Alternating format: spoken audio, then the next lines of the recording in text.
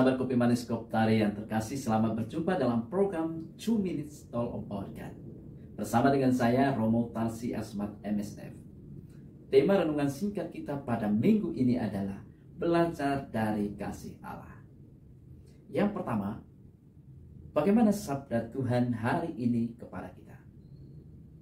Dan yang kedua nanti, apa yang kita perlu laksanakan? Apa yang perlu kita belajar dari sabda Tuhan? Sabda Tuhan hari ini mengajarkan tentang kasih dengan perumpamaan seorang gembala yang pergi mencari seekor domba yang hilang dari 100 ekor domba. Dan setelah ia menemukan domba yang nakal ini, domba yang hilang ini, dan ia memikulnya dengan senang dan riang gembira. Dan pelajaran yang kedua dari sabda Tuhan adalah kita juga diberi gambaran bagaimana seorang yang kehilangan barang berharga dalam hidupnya. Kemudian ia berjuang mencarinya dan menemukannya. Setelah itu dia mengundang orang lain berpesta, bergembira karena menemukan harta yang paling penting dalam hidup. Yang pertama dulu, apa yang kita belajar dari sabda Tuhan ini? Manusia membutuhkan support system yang positif. Support system itu adalah kasih. Manusia tumbuh dalam kasih, dalam support system, yaitu keluarga. Dalam keluarga manusia mengalami kasih. Bayangkan kalau manusia tidak tumbuh dalam kasih, tumbuh dalam lingkungan yang saling mensupport, mendukung, maka ia akan menjadi pribadi yang terluka, pribadi yang hilang.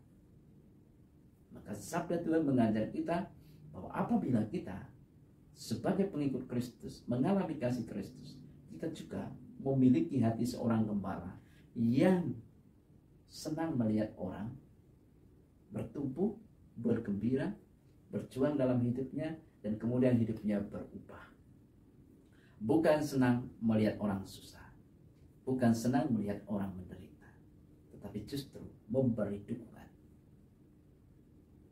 Dan pelajaran yang kedua bagi kita dari sabda Tuhan adalah kita perlu perjuangan dalam hidup untuk mencapai sebuah nilai kebahagiaan.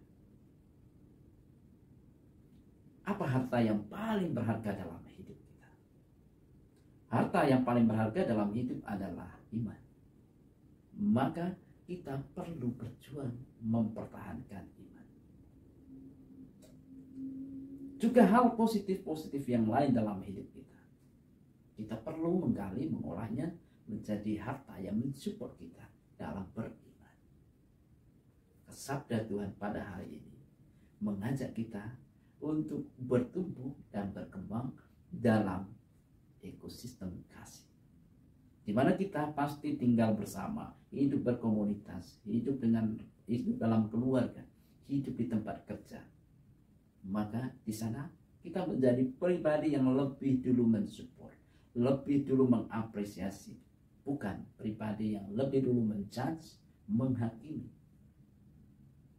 Kalau kita lebih dulu menghargai orang lain, memberi dukungan kepada orang lain, kita menjadi pribadi yang diterima, dihargai oleh orang lain juga. Itulah cirinya bahwa kita berkembang dalam kasih yang sama, kasih Allah. Mari kita menghayati iman kita. Kita sudah memiliki iman, harta yang paling berharga dalam hidup kita. Mari kita mengembangkannya sehingga kita menjadi orang-orang yang tinggal dalam kasih Tuhan sendiri. Tuhan memberkati kita.